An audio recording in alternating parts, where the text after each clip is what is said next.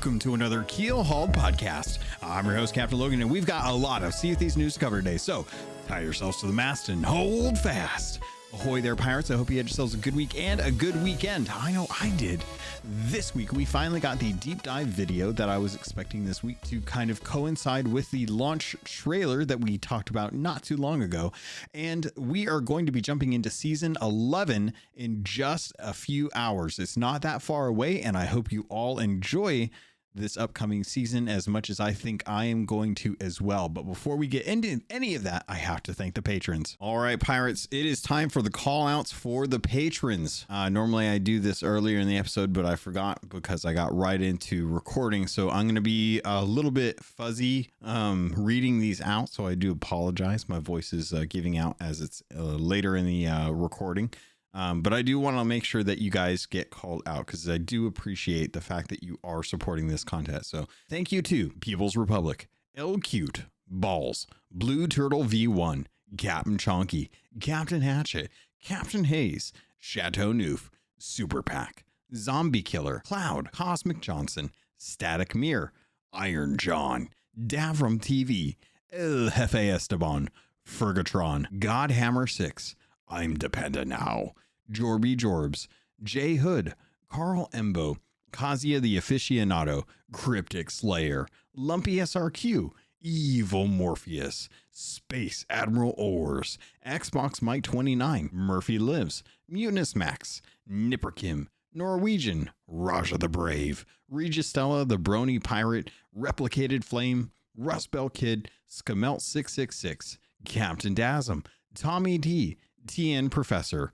Real Big Tuna, Big Bad Pad, Adorabold, Mina Fairy, Anthony N. Jr., Captain J. Rat of the Flaming Cold Sore, The Lore Chronologist Deadeye Dre, Hager Owl, Jeff H., Evil Martha, Peter Miller, Ruski Doo, Thor Von Blitz, Luke Lore the Insipid Ghost, and Zam Wow. Thank you all so much for your love and your support. It means the world to me, and I hope you're having a fantastic January as we go into the Gold Hoarder episode this coming weekend. Just as a reminder, if you're listening to this, the 27th at 1 p.m. Pacific Standard Time, 4 p.m. Eastern Standard Time, and 9 p.m. British UK GMT. I think it's GMT now. I can't remember. Yeah, because it's not British summertime, so it's GMT, I think. Don't quote me on that. I'm not that person. Anyway, let's get into the episode. All right, pirates, today's first item on today's docket, let's talk about the rewards. So I really appreciated this deep dive. We got a lot of information that kind of confirmed essentially what I've kind of worked out with the trailer that we got on Tuesday. But it was nice to know that a lot of the stuff that we're going to be getting is a lot deeper than just the trailer. They talked about rewards, and I'm pretty sure I covered this last week, but I wanted to confirm that reputation is earned for completing a voyage. This was something that was confirmed on Twitter as well as with Mike. Mike was fielding a lot of questions this week, which was really nice. But again, a lot of that stuff can get lost if it's not in the patch notes. So hopefully it is. The goal of this, I think, was to ensure that they wanted to have, even if you only have like maybe like 15-20 minutes to play, 30 minutes to play, that you could at least go in, do a small voyage, and then spawn on that island, and then dig up whatever needed to be done. And then if you needed to leave, at least you got something. And I honestly, like, it's going to be something that I think some folks are going to mess around with. I think that's something that they'll enjoy. As a result, I think that they decided to go back to the voyages, and they wanted to make sure that there was a reason for you to play these, that you were actually going out and doing something that was fun as opposed to trying to worry about how much time you had. You know, you could just go out, do a couple things, and then be done with it. There is a new set of rewards that are exclusively for the voyages, and it's really cool to kind of see that they have gone in and added a whole bunch of new loot. They're specific to the trade companies, so you've got like Merchant Alliance, you've got Order of Souls and Gold Hoarder stuff. They didn't talk about anything for Athena's Fortune, so it was very interesting to kind of think about like where they're planning on going with that. I know Mike did talk a little bit about that kind of stuff on Twitter that I'll definitely be diving into here to be trying to make sure that you guys are aware of that kind of stuff as well too. And with this new loot, they've gone through and they're actually doing a really good job with the way it looks. I'll be honest. When I saw this stuff, I was like, oh man, this is really kind of cool. They're actually planning on giving you some really cool looking stuff to check out. And I think they haven't really talked about like how this is going to be done. Like if you can do like a small voyage and still get some good loot out of it, or if you're going to have to do the longer stuff at the higher rewards or at the higher distinctions to be able to unlock these. I think it's locked around distinction. So the higher your distinction, the more or the better the loot is going to be, even if it's the shorter or longer sessions. I think that's how that's going to work out. But until we actually get into season 11, it's going to be all sea science at that point. The skull for the Order of Souls, I think, was really interesting. They talked about how at the lower tiers, you're going to be seeing stuff that is more like obsidian colored. The skulls are going to be duller compared to the higher distinctions. And then as you work your way up into the higher distinctions, you'll then start seeing some of the more like crystal skulls, things that are clearly higher in value based on the quality of the item. And same with gold hoarders. You know, the gold hoarder stuff is going to look very dull and very plain at the start, and the higher your distinction level goes. And it's unclear how this is going to work as far as crews. Whoever starts the quest may be the one, whoever proposes it may be the one that determines where the distinction level lies, where the tier level lies. They haven't really addressed that I've been able to find on Twitter or in the deep dive video, like who decides what distinction level the voyage is going to be at for the trade company. Is it going to average it out? We'll have to kind of see, especially given that this isn't something that you can buy from the vendor. It's all going to be accessed through the captain table. So we'll just have to kind of see a science that out a little bit once people start getting some distinctions as well. But I like it. I like that they are giving you a reason to level up these different trade companies now.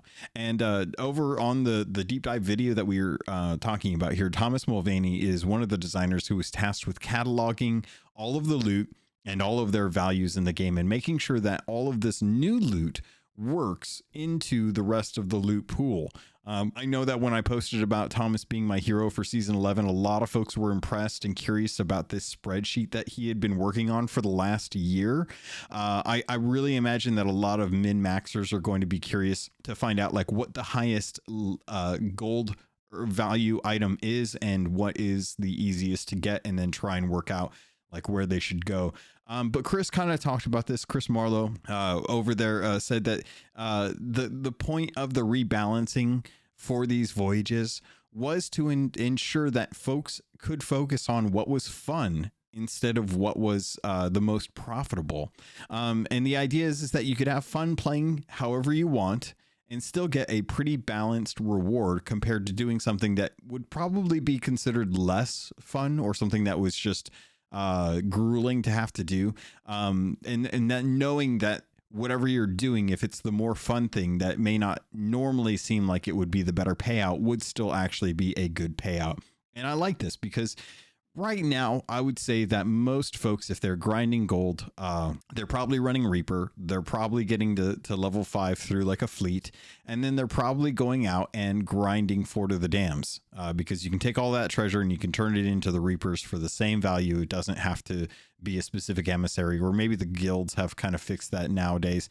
But effectively, those are kind of the ways that most people are going to try and work on getting gold, unless you're really strong at PvP and then you're working on hourglass battles. But as it stands, I think that the hourglass system itself is flawed right now. I think that there's less engagement with it.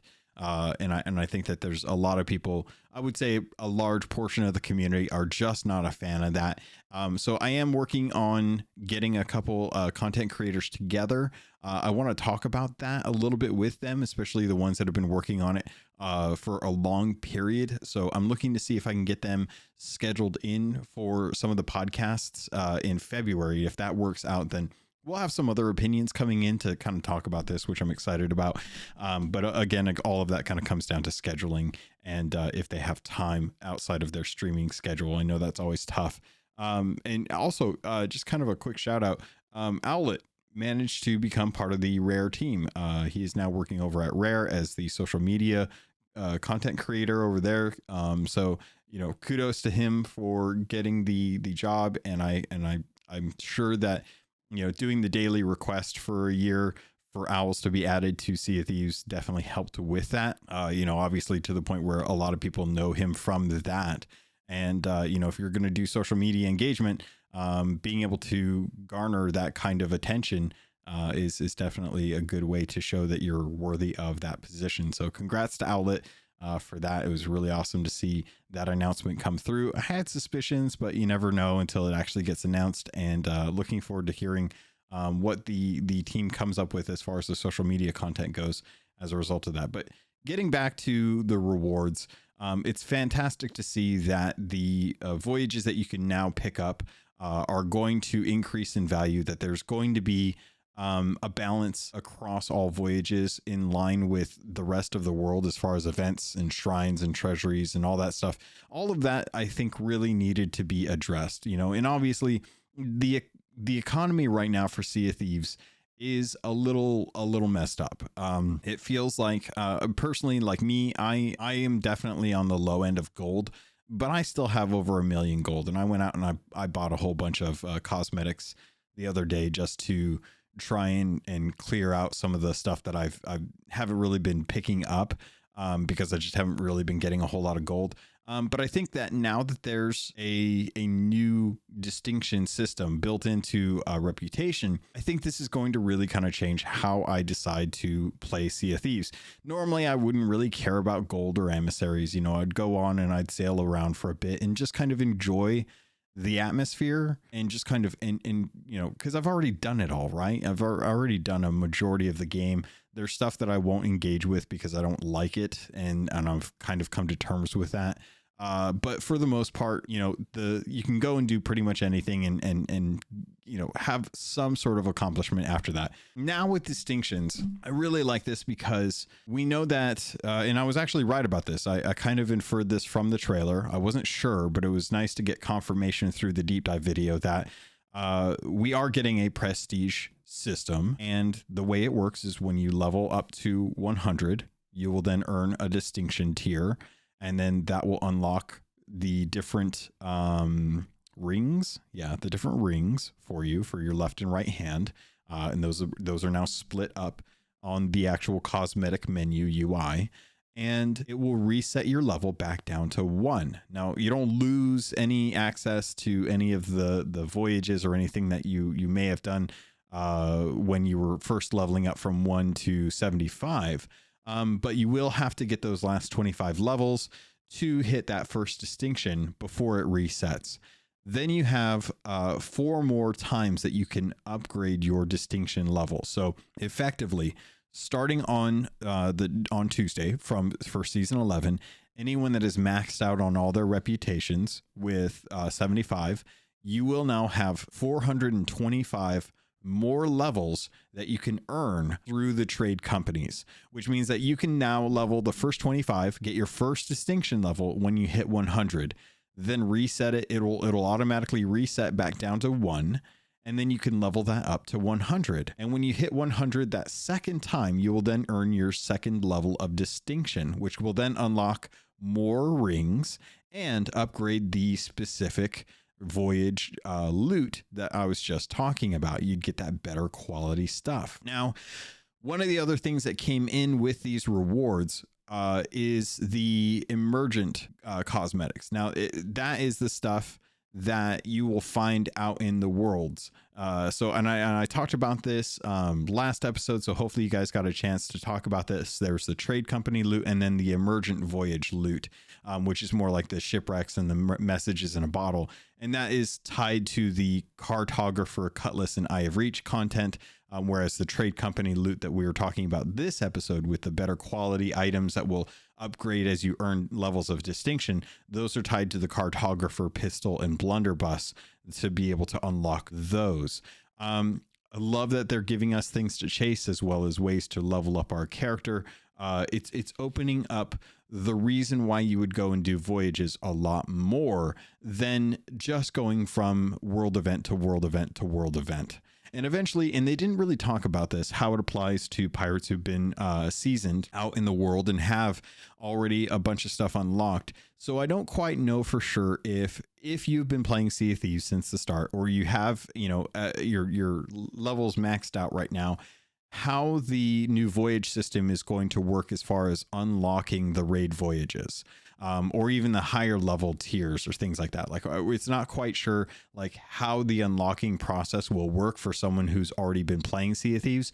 If you're new, there's going to be new tutorials. I would recommend diving into the Discovery tab on your quest table and really kind of just letting the game suggest content for you, whether it be new voyages that are unlocked or tall tales that you haven't played, or goals to get towards with the Pirate Legend status.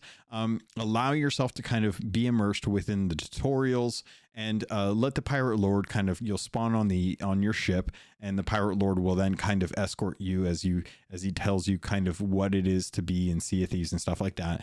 I am very curious to see like what the maiden voyage system now looks like, what kind of improvements or changes have been made to that, because it's clear that they are doing this whole revamp as a foundational change to help better onboard new players who haven't played Sea of Thieves or may have tried it out, or given the amount of content are unclear as to how to proceed or what they should be working towards or where they should be going. And I think that the Discovery section is a great way to not only introduce ways for us to be able to find out about current events that are going on in Sea of Thieves, but allow you to kind of be the muse for your session. So say you have a night and you're going out and you don't really have any plans. There are like a random voyage button that you can click on, and it will just populate a certain amount of stuff for you to go and work towards. And you can use that as your guide if you want, or you can just kind of have it up there as a way to kind of have something on the back burner in case something comes up and you're not quite sure what to do, but you did get distracted by, say, like a skeleton fleet or something like that. You know, it's always going to be something that's available to you. One of the things that comes up with the raid voyages, this was a question that we got in last week because we weren't quite sure how this system is kind of worked out. It was really nice to see that the raid voyages are going to be something that are the world events that are going to unlock for each of the different trade companies, including like Athena's Fortune. So one of the things that I asked Mike about this was how does this system work for Reapers, you know, who go steal a fort? If raid voyages are going to be set up for the three main companies plus Athena's Fortune, then those are going to determine the loot for those. But what do Reapers look to gain from going and trying to steal one of these? Like, they obviously probably won't have raid voyages that I can think of.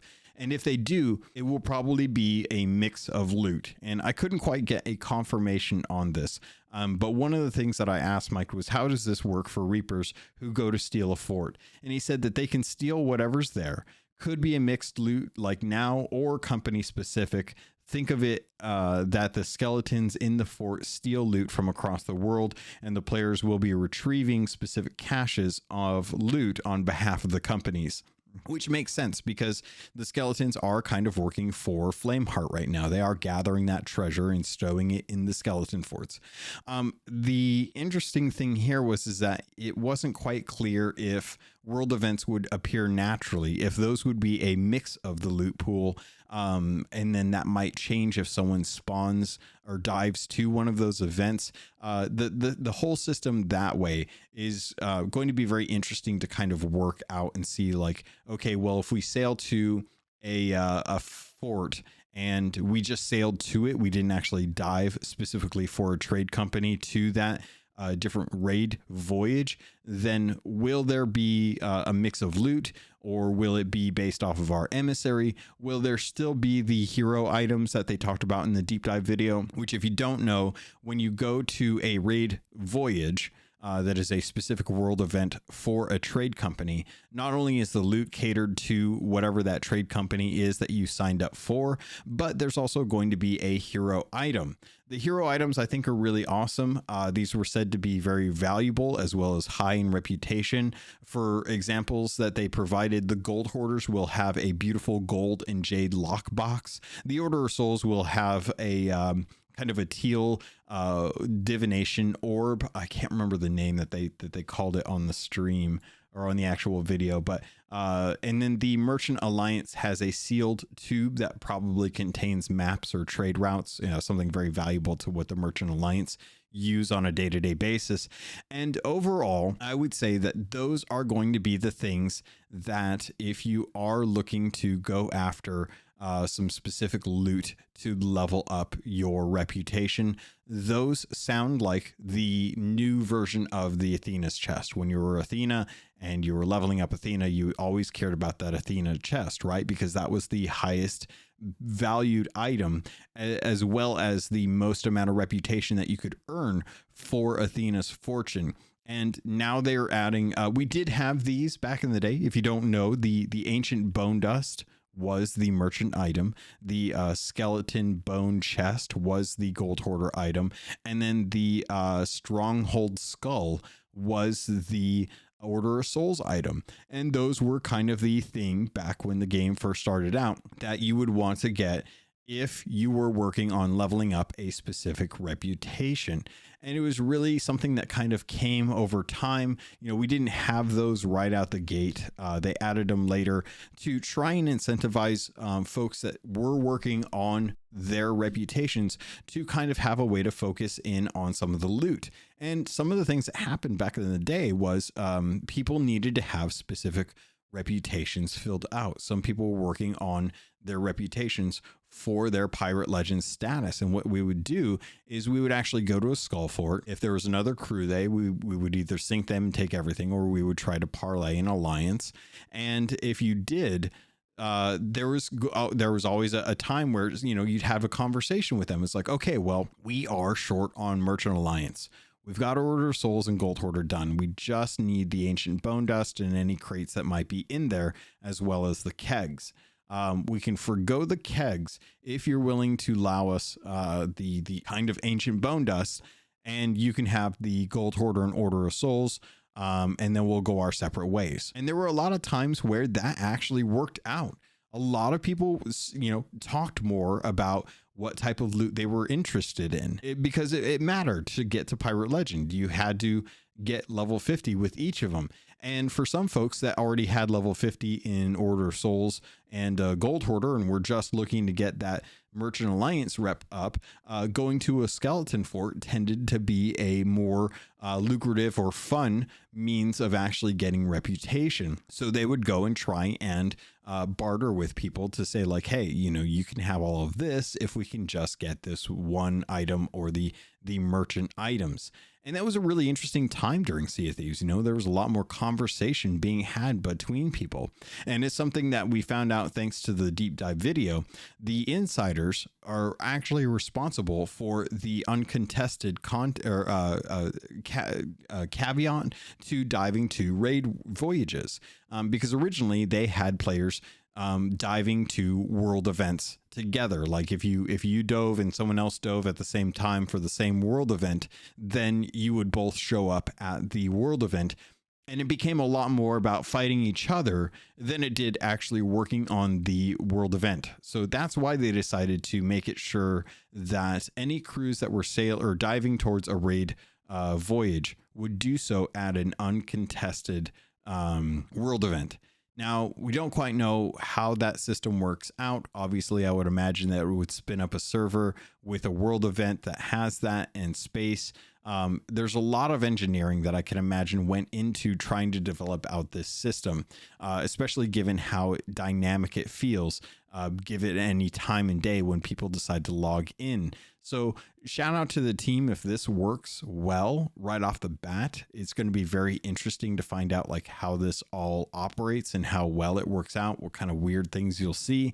But overall, I think that the goal of this is to draw more attention to world events and world events that people enjoy doing and rewarding people who are working on specific companies for those distinction levels. I think it's great that they're able to do this. And I really do like the fact that they went back and really thought about all of the loot values for the items. They haven't said specifically that all of the items have been rebalanced as far as their values. So I don't know if a captain's chest is still going to be somewhere between 7 and 1,000 gold, or 700 and 1,000 gold. I still don't know if they have like the castaway chest or like a tea crate, somewhere between 50 to 150 gold. Like, we don't quite know like if they've gone through and redone the values for all of the old loot, or if they've just built this new loot to try and fit in better with where voyages are right now. But the fact that they've wanted to rebalance these to make sure that voyages are worth doing really does kind of say like, hey, we understand what the core gameplay loop of Sea of Thieves is. And the more opportunity we have to drive people to go to islands to actually do stuff, as opposed to just going around and doing world events, is going to enrich the world. You're going to have people on islands longer. You're going to have people sailing to outposts to turn in afterwards. And you're going to have a reason for them to actually have a dive to the first island. So Chris talked about how 50% of the time people would come across sailing ships, and 50% of that time that they came across them, they would be on their way to go do something, and there wasn't any loot on them. So all it did was just kind of tick people off and ruin the evening. Now that you have the ability to dive to that first island when you set down a voyage or a raid voyage, now you're immediately going to be arriving at your destination. You can immediately get working on getting that treasure, and then it's up to you to get it to the outpost for turn-in, or the Reaper's hideout for turn-in. And I really appreciate that. I think that that is a great quality of life change. A lot of folks were concerned about the fast travel aspect of it, but given that you can't fast travel with loot on your ship, or you will lose it since it's specific to the actual server. Even if you were diving from one to another outpost or another voyage, you would lose that loot. So always make sure that you're going and turning in any treasure that you have before you dive to your next voyage. Or if you want, just sail to the next voyage. If you're the type that likes to stack loot, you can still sail to your next voyage. So if you are going to be sailing around, chances are there's going to be some sort of treasure on that if people are paying attention to how that works. Now, the vast majority of players in Sea of Thieves are more casual, more just jumping on to have fun and getting into mischief. So don't assume that 100% of the ships that you find are going to have treasure on them. It's just going to be a higher percentage of those ships will have treasure on them, given how this new system is going to work. But a lot of folks are not going to pay attention to the way the voyages work. They're not going to pay attention to the reasoning behind diving to that first location. And you will most definitely see a lot of people losing their loot because they chose to dive somewhere to get away from someone when they had treasure on them. So if you're chasing after someone and they dive, just keep pursuing them, because there's a good chance that whatever they had probably ended up floating up to the surface after they dove. Overall, I think we're in for a really good season. I think that this being one of the foundational changes is actually as impactful as I think that Rare is set out to achieve.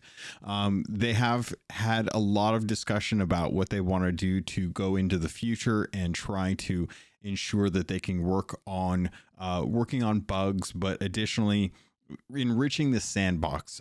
So I think now that we have an idea of like what they want to do with the foundation of the game and how they want to introduce it to people, we can start to kind of go back and start to take a look at some of the other things that are going on.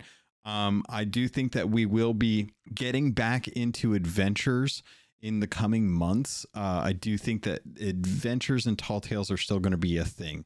I do think that they have plans right now to expand upon Hunter's Call. Mike has talked about this on Twitter's question came up and said, when are we going to get new sea monsters like Megs and Krakens? And Mike says that we have some plans here, but we want to focus on tools first before new enemy types. And I think what he's speaking to there is they want to play around with the idea of different weapons. That is literally been something that people have been asking for a very, very long time. And with that, I think it's not unreasonable to wonder, when are we going to get new Hunter's Call information? And I'm very excited to kind of see like what's going to happen with that. I think there's a lot of folks that are excited to kind of find out what's going to happen. And I talked about it last episode about some of the potentials there. So it's nice to get that confirmation, knowing that it's going to be happening in the future. I'm hoping that we'll eventually get back to Briggsy. I think that there's a lot of story to be told there, and that along with the plushies that we're going to be getting as a result of the new trading company cosmetics that come with the levels of distinction, that we will start to get some more mementos or like a memorable trinkets from adventures, and that a Briggsy plushie could be in there. Mike says that it's only a matter of time, thanks to a question from Deadeye Dre. And overall, I'm just excited to see what they do with this. We're just a few days away from actually getting the patch notes. One of the things that I don't think I got to cover last week was the actual Emporium content that we were getting. So I wanted to see if I could dive into some of that. Oh, I don't know if I mentioned this. If I did, I apologize, but I did want to bring up the fact that the distinction levels for trade companies do come with their own ship crests. I love the way these look. I think they look fantastic. And honestly, I can't decide which one I want to work towards. But eventually you guys are going to get all of these. If you have a specific trade company, these are going to look really fantastic. I think they really understand like what cosmetics are really going to drive players to engage with the content, which is really important. And honestly, I love that. I love that they're moving into some more of the ship cosmetics that are some of the secondary things. And that these are going to be something that's going to be earnable in game, because I think obviously with a lot of the ship crests, they've done a lot to bring those to the Emporium and not really given us an opportunity to earn custom ones outside of some of the more standard stuff in the game itself through either, earning reputation or commendations or being able to just buy them for gold. But I'm glad that they're bringing those in through the trade companies as well, too. And one of the things that I didn't really realize until I was going back and watching the deep dive video over again, pertaining to the actual tutorial stuff. One of the things that they talked about in the deep dive, and I don't know if this is something that we'll be able to check out if you've been playing the game for a while or not, but having the Pirate Lord show up on your ship, telling you kind of where to go and what to do, and then when you get to your first island, having him kind of explain that, this is where the treasure is, this is how you find it, and then you bring it aboard your ship, and then kind of telling you like, hey, now we need to go turn it in. But of course you have to be, cautious, because none of this is actually yours until you actually turn it into the trade companies. And just kind of giving like a better full loop of the standard gameplay that a lot of us kind of worked out on our own, but not everyone is going to have either the comprehension or the patience or get distracted easily. And having this kind of walk them through, having the Pirate Lord kind of walk them through, not only introduces the character beyond just what the maiden voyage does, but it also kind of informs players like, if you're not sure what to do, this is how to kind of go about and play through Sea of Thieves. How many times have you run into a crew that knows absolutely nothing about the game, and they're just kind of trying to work out on their own how to do stuff? And this kind of solves that. We have things like the Sherpa program in the Discord, which honestly not too many people have been taking advantage of, because I feel like a lot of folks really do kind of know how to play Sea of Thieves already. They've watched videos, they've asked questions in streams, and unless you're diving into the game and you don't want to go through all that trouble to look up stuff, and you just want to try a game, the experience of that, the amount of content available is overwhelming for a lot of folks. I know going into games that have been established for a while, it is always daunting to try and understand what you're supposed to do, where you're supposed to go, how do things play out, and what is that kind of starter experience for players. I've seen many games that have been out for, a decade or more really try to emphasize working on that new player experience, getting players accompanied with NPCs and kind of shown step by step. This is how the core gameplay of Sea of Thieves or World of Warcraft or Destiny, this is what you should expect going into this, so that you can then kind of build upon that base knowledge by picking up different voyages, picking up different quests, talking to other people about what you can and can't do, experiencing things on your own, and having them use the Pirate Lord is kind of a good way to, utilize him to get familiar. So when you get into the later bits of the story, that it's a little more known of a character, as opposed to, always just this person behind the desk at the Athena's Tavern.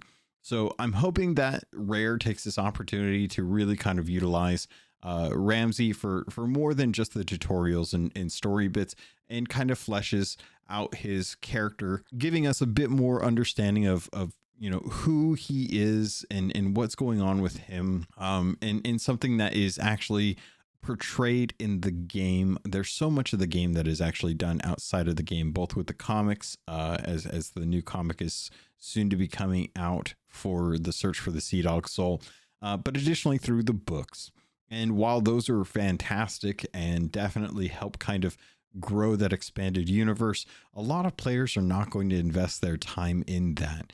And I'm hoping that we'll get a fair amount of lore that is both natural and not necessarily locked to adventure, just kind of in the emergent world. It would be nice to have deeper dialogue trees with some of the different NPCs that can have day-to-day going-ons.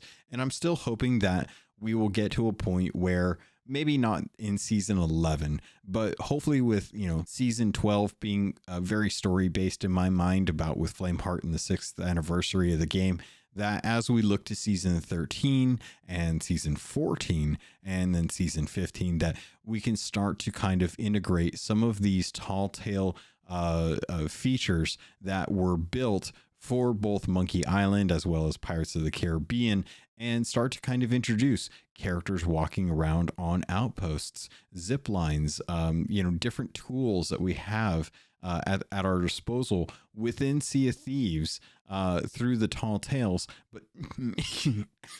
but not locked just to those tall tales, actually being brought for adventure. I would love to see them kind of have some of those sprinkled in with some of the enrichment that they're planning on doing with the game through the different features that they're planning to unlock or open up with the future seasons. Now that a majority of the foundational shift has been done. And if anyone has been wondering, when is Rare going to be doing Sea of Thieves 2? When are they going to, start from scratch, boot up Unreal Engine 5 and start working on a new game? I have to say, while captaincy and guilds don't necessarily feel like they feel like different versions of the same thing, it is one of those situations where they did really kind of build out a lot of the tools that Rare wants to do. What they decide to do with those now that they're built into the game, and along with this kind of revamp of voyages, I'd be very curious to see what Rare plans to do, because I feel like they have gone and tried to address what they would like to have done with a Sea of Thieves 2. Captaincy, guilds, and the voyage changes, those are kind of the base layer, the foundation that I think we would come to expect if they were planning on doing a Sea of Thieves 2.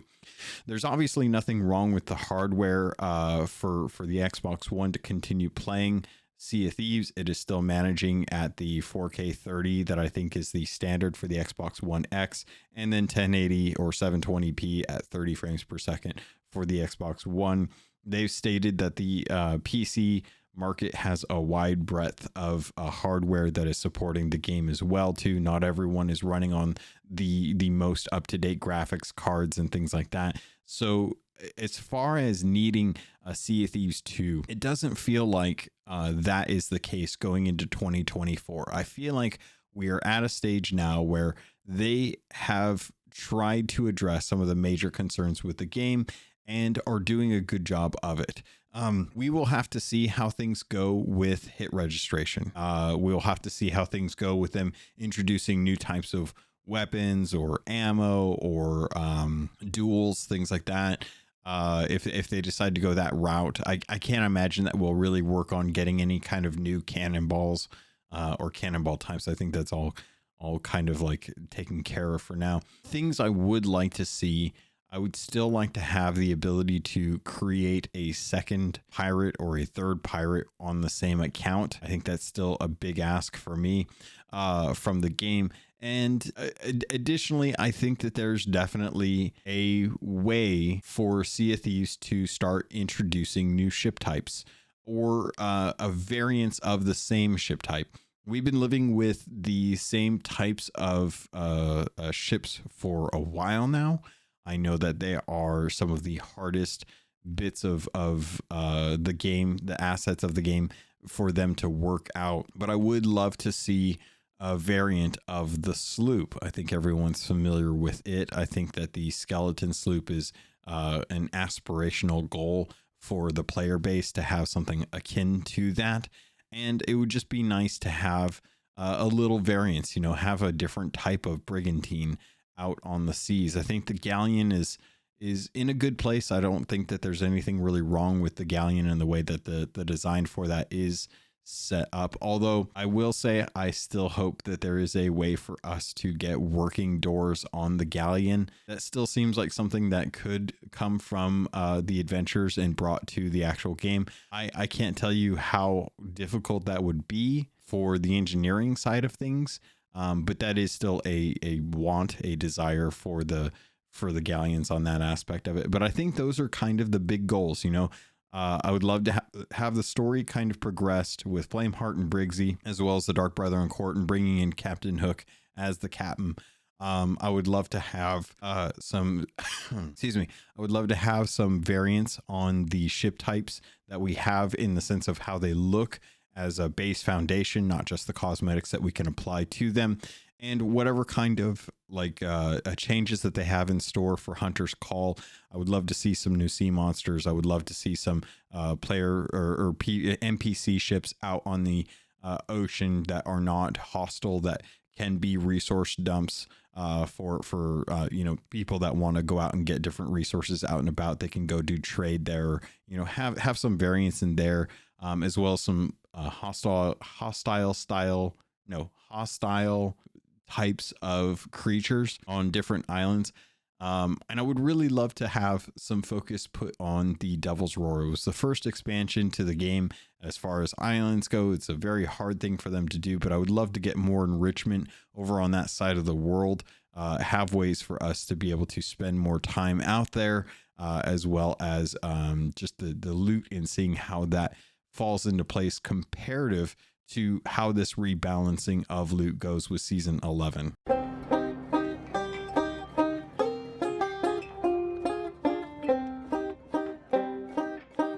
All right, I'm going to try and wrap up this last little bit because I can feel my voice is losing out. We're getting new 100 levels for the season pass, obviously for season 11. There is a brand new bunch of cosmetics associated with it. The Cunning Serpent clothing set is what you can earn for in the actual seasonal pass, along with the Swift Winged Wayfarer set, which is a really nice looking set so far as your ship is concerned. And those are all going to be just for free. So that's just on top of the doubloons, the gold that you'll be able to earn. There's a couple special items in here that wasn't mentioned in the actual plunder pass, but looking at the actual icons that I can see in here, there's a tattoo set, a makeup set that were mentioned, as well as let's say Pirate Legends should be getting a sovereign sail as well as a sovereign cannon. And I'm trying to see if there's anything else. There's some new hairstyles as well. Yeah, I think there's a new hat. I can't quite tell what type of hat it is, but it looks like it is a Pirate Legend hat. not for Pirate Legends, but well, for Pirate Legends, but not styled as a Pirate Legend. It looks like it's kind of sovereign based, probably. It looks like that's kind of what the Pirate Legend content is going to be for this as well. So if you haven't been Pirate Legend yet, definitely a good time to start working on it with the new voyage system, going into this season 11, starting on Tuesday, of course. So if you like serpents, there's definitely a good set out there. It's, I would say it's all right. The serpent stuff is all right. I do like the ship set, a nice little take on kind of a golden and green motif, as well as the Briggsy gloves and bell jacket. Emissary rewards are coming out. You can now get the lantern and speaking trumpet for the different trade companies. I remember last week I talked about the Maestro clothing set that's coming to the actual clothing shops, so I don't have to go about that. The well-traveled trader clothing set, as well as the ship set, is coming to the paid plunder pass. I like this. It looks very Arabian in style, very beautiful, a lot of silks. There's also the boar hunter set that is for your ship, as well as the clothing and weapons. Nice little kind of a bear trap for the capstan. And they also have a workout emote set that's coming out for the pirates, or for the Emporium as well. And of course, it would not be a new year if we didn't get a lunar set. In the Pirate Emporium, there's a new lunar dragon set. So I know Captain Balzania will definitely be excited and be buying that, because he just absolutely loves dragons and wants to see them in the game. However, if you're not looking to spend any money in the Emporium, you can still head over there and get the Paradise Eye of Reach. So if you like the Cliff Blazinski was just saying to reboot this game. What is that game? Viva Pinata. The Viva Pinata set is continuing with the Eye of Reach for free in the Pirate Emporium for season 11. So make sure that you can now go and actually pick that up. I believe the pistol was the last free item as well. So if you haven't done that, definitely jump in on Monday. Make sure you picked up all your free Emporium content. And then when you're done, wait till Tuesday, and then you'll be able to pick up that new Eye of Reach. Before I forget, one of the things that I did want to talk about was the Chest of Fortune. That is something that is going to be shifting with season 11 from the Fort of the Damned. It is now going to be on the ship fleets, or the skeleton fleets. However, it is going to be a different version of the skeleton fleet. So originally, and I think this has only happened like maybe once or twice in the past for an adventure, but there is going to be a fleet of fortune that is going to be emergent only. You cannot dive to it, and it will be marked by the red ship cloud, which I'm pretty sure we've only ever seen once in the past. So for those of you that were hoping that you could do any skeleton fleet and get the Chest of Fortune, I'm sorry to tell you that that is not the case. It will only be during the Fleet of Fortune with the red ship cloud, which will definitely make that one of the most contested. So if you're still working on your Chest of Fortunes like I am, chances are getting a crew together and working on some of the Fort of the Dams over the next couple 24 hours is probably going to be your best bet, as we have no idea when the what the time frame is going to look like for the red ship cloud. And now the final crowning touch to this cake. All right, pirates. I can feel my voice giving out, so I'm gonna cut it off here.